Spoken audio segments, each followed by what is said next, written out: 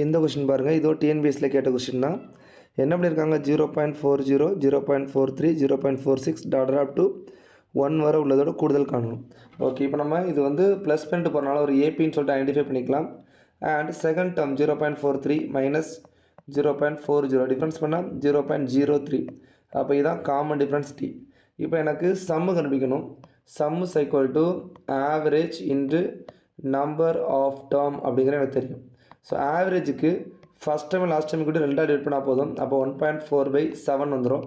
இப்போ number of டேர்முக்கு difference between first and last term 0.6 divide by D 0.03 plus 1 இதான் கிடைக்கும். கரெக்டாக?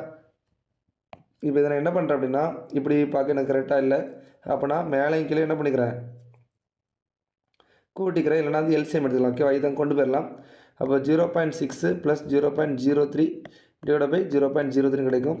இது 0.63 0.03 கிடைக்கும். நான் மேலே கீழே 100ஆல் பிரிக்கிறேன். அப்போ 63/3 கிடைக்கும். It is nothing but 21. அப்போ 21 டேர்ம் இருக்குன்னு அர்த்தம்.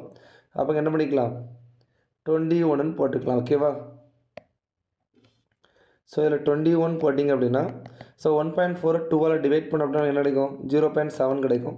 ஸோ 0.7 × 21 அப்போ என்ன வரும், 7 14 ஒரு புள்ளி. Answer option A 14.7. ஓகேவா? ஸோ இந்த கொஸ்டின் இந்த மாதிரி தான் சால்வ் பண்ணணும்.